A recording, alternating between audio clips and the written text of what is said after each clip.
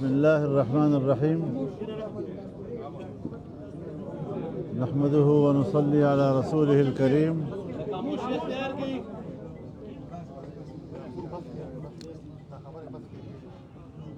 بطولو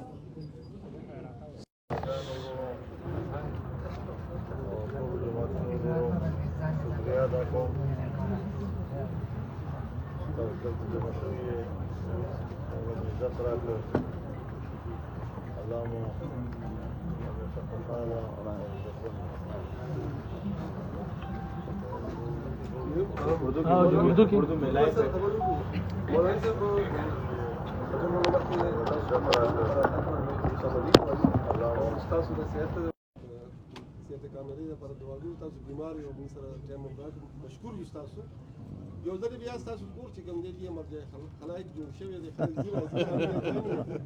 وزیر اعظم راځي، د پی ټی آی مشران راځي، د محمود خان شاهد خاقان عباسي او نور خلک. دا مسله دوران کې چې کوم دی منقطع شوی، دوباره اوس دا سلسله جاری شوه. دا پوزیشن اتحاد حوالې سره خبرې کېږي. نو آیا واقعي څه دا پوزیشن گورو جی سیاست کے جی دیکھیے، سیاست میں ملاقاتیں، ملنا جلنا کہ ایک خاص ناگزیر قسم کی معروضی ضرورت کے تحت ہوا کرتا ہے. تو پہلے بھی اگر ملاقاتیں رہی ہیں، آنا جانا رہا ہے، تو 26ویں آئینی ترمیم کے حوالے سے رہا ہے. اور اللہ تعالیٰ نے ہمیں اس مرحلے میں کامیابی عطا کی. ہر چند کے جمعیت علماء اسلام نے وہ جنگ اکیلے لڑی، لیکن پھر بھی اپوزیشن کی جماعتیں ہوں یا حکومت کی جماعتیں ہوں، ہم نے خالصتاً ایک سیاسی اور جمہوری اور پارلیمانی طریقہ کار کے ساتھ اس مرحلے کو عبور کیا اور کامیابی کے ساتھ عبور کیا. اس دوران میں اگر دینی مدارس کے رجسٹریشن کا قانون آیا تو وہ بھی الحمدللہ مذاکرات کے ذریعے سے ہی پاس ہوا.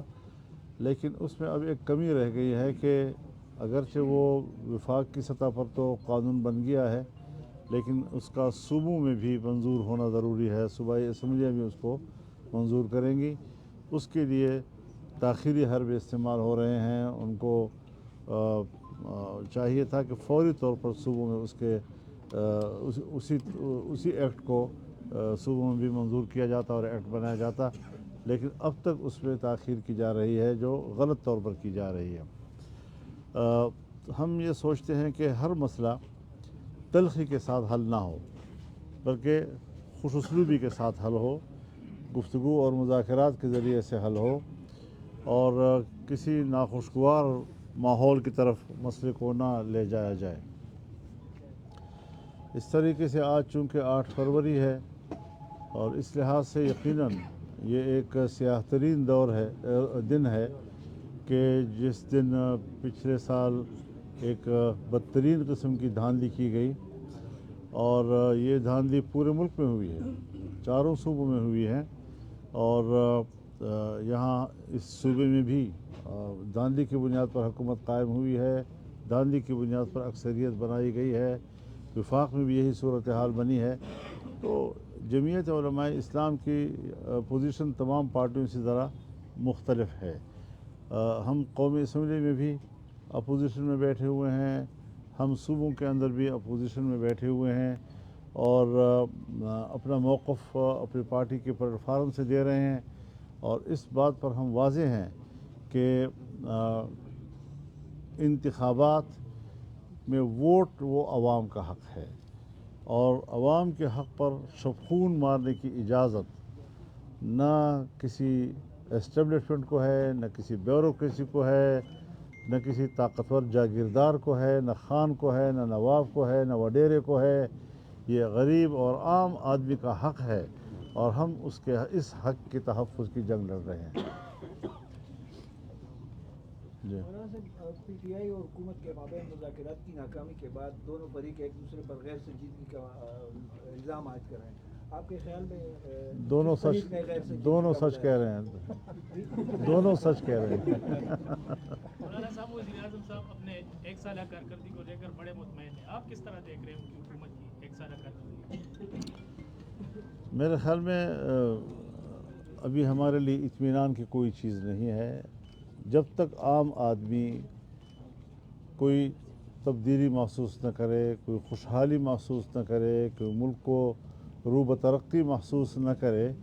یہ جو آئے دن کے روزمرہ کے اشارات یہ کبھی چڑھتے ہیں تو کبھی گرتے ہیں، یہ کوئی معاشی بہتری کی طرف جانے کا سفر نہیں ہے، یہ معمول کا اتار چڑھاؤ ہے جو ملک کی معیشت میں ہوتا رہتا ہے۔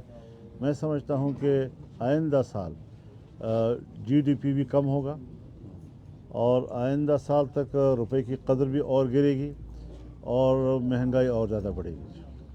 مولانا صاحب، جو پاکستان تحریک انصاف ہے وہ آپ کے ساتھ وفاق میں تحریک چلانے پہ متفق ہے، آپ یہ بھی فرما رہے ہیں، کہہ رہے ہیں کہ صوبے میں بھی جان دی ہوئی، تو کیا پاکستان تحریک انصاف صوبے کے اندر آپ کی اس موقف کی تائید کرتی ہے؟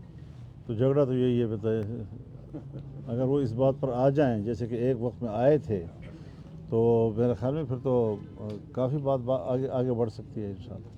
حضرت عدلیہ میں بڑی خطوط بازی اور لیٹر بازی کا سلسلہ جاری ہے، محبت نامے ایک دوسرے کو لکھے جا رہے ہیں عدلیہ میں، اور 26ویں ترمیم کو تنقید کا نشانہ بنایا جا رہا ہے۔ بعض جج حضرات جو ہے وہ ہائی کورٹ کی بھی ہیں اسلام آباد کے اور سپریم کورٹ کی بھی ہیں۔ 26ویں ترمیم میں آپ کا بھی حصہ تھا، تو آپ سمجھتے ہیں کہ میں تو سمجھتا ہوں کہ ہم نے عدلیہ کو بھی بچایا ہے، ہم نے آئین کو بھی بچایا ہے، ہم نے پارلیمنٹ کو بھی بچایا ہے، ہم نے عوام کے حقوق کو بھی بچایا ہے، شہری حقوق کو بھی بچایا ہے، انسانی حقوق کو بھی بچایا ہے۔ اب پاکستان ہے، اس میں عدالتیں ہیں، اس میں کیسز آتے ہیں جاتے ہیں، دیکھتے ہیں وہ کیا کرتے ہیں، لیکن بہرحال ایک بڑے جمہوری انداز کے ساتھ ہم آگے بڑھے ہیں۔ باقی جو عدالت فیصلہ کرے گی دیکھا جائے گا، پھر اس کے بعد تبصرہ کیا جائے گا۔ حکومت کے خلاف جو اتحاد پی ٹی آئی نے اعلان کیا ہے کہ حکومت کے خلاف سیاسی اتحاد بنا رہے ہیں، اگر اتحاد بنتا ہے تو کیا جو یو اس کا حصہ ہوگی؟ میرے خیال میں ابھی دلی دور ہے، ایسی کوئی بات فی الحال نہیں ہے۔ یہ بات چیت چلتی رہی ہے، رابطے ہیں، گفتگو چلتی رہتی ہے، لیکن ابھی کوئی ایسی صورتحال نہیں ہے، کیونکہ جمعیت علماء اسلام کے جو براہ راست تحفظات ہیں ابھی اس حوالے سے کوئی بات نہ ہوئی ہے، نہ پیش رفت ہوئی ہے۔ البتہ روزمرہ کے معاملات پر ہم بیٹھتے بھی ہیں اور بات بھی کرتے ہیں، اتفاق رائے آتا ہے تو اتفاق رائے بھی کرتے ہیں۔ پاک افغان تعلقات آج کل بڑی کشیدہ ہیں اور بڑی باتیں ہو رہی ہیں اس حوالے سے، ہماری طرف سے بھی معاملات بڑے خراب ہیں، ادھر سے بھی الزام یہ ہے کہ ہماری حکومت لگا رہی ہے کہ وہاں سے بھی مداخلت ہو رہی ہے۔ آپ کیا سمجھتے ہیں کہ یہ مسئلہ کب اور کیسے حل ہوگا؟ اور اب تو ٹرمپ نے بھی دھمکی دی ہے کہ وہ ہمارے اختیار واپس کیے۔ دیکھیے، ٹرمپ کی اگر کوئی بات ہے وہ تو اوٹ پٹانگ مار رہا ہے، کہتے ہیں غزہ پر بھی ہم قبضہ کریں گے اور غزہ کو مصر میں آباد کیا جائے، اردو میں آباد کیا جائے، فلاں جگہ آباد کیا جائے۔ یہ شخص سرے سے جانتا ہی نہیں ہے کہ بین الاقوامی معاملات ہیں کیا۔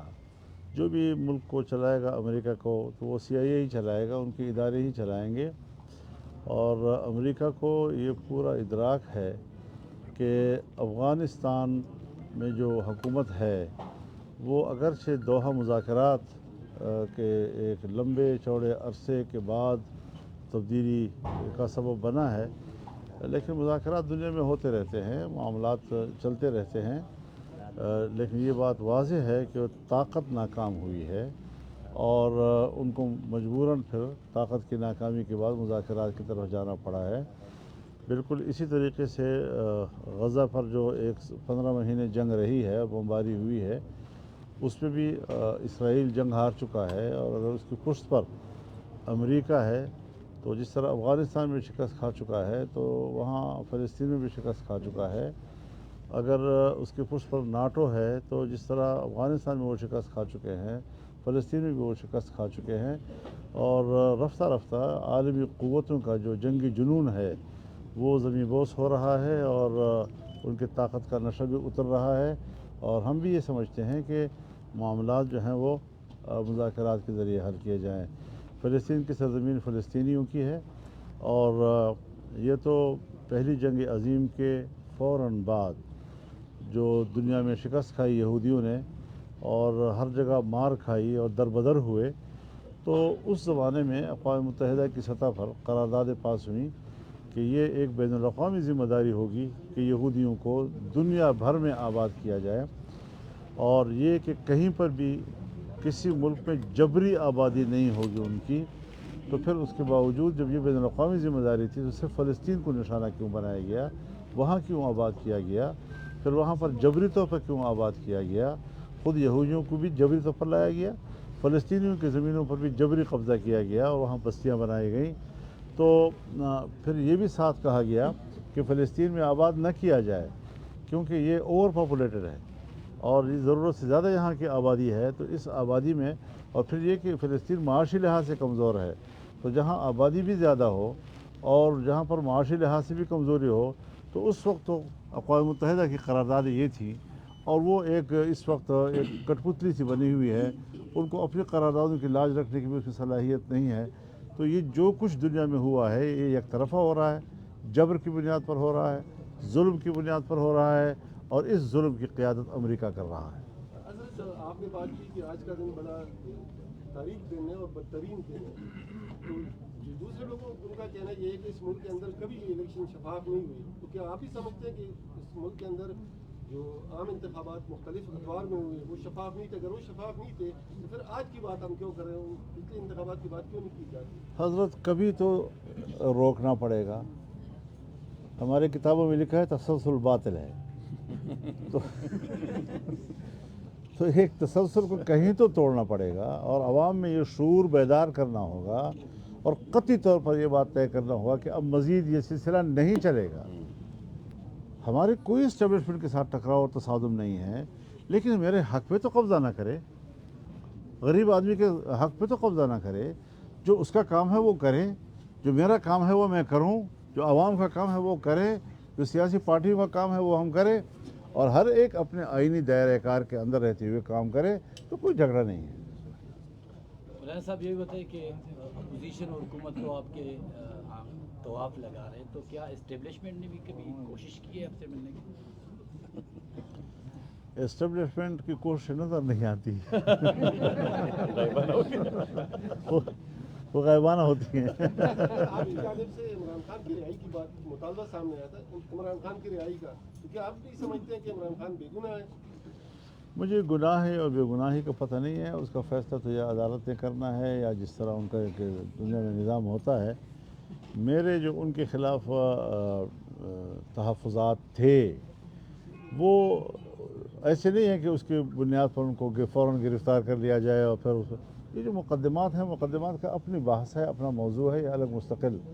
मैं किसी सियासतदान को जेल में क़ैद करके उनका मुकाबला नहीं करना चाहता, और अगर कोई इख्तलाफ है भी तो हम मैदान में करें, आपस में गुफ्तगू के ज़रिए करें, बाहर करें, लेकिन सियासत में शिद्दत नहीं होनी चाहिए। इसमें मैं एतराफ़ करता हूँ कि PTI और JUI का इख्तलाफ में हम कुछ ज़्यादा शिद्दत की तरफ चले गए थे, ज़्यादा तलख़ियों की तरफ चले गए थे, और हम अब उस ताल्लुक़ को वापस एक एतदाल पर लाने के लिए कि इख्तलाफ रहे लेकिन रवैयों में एतदाल रहे, उस तरफ लाने में काफ़ी कामयाब हुए हैं, और मैं ये सफ़र जारी रखना चाहता हूँ। बहुत शुक्रिया।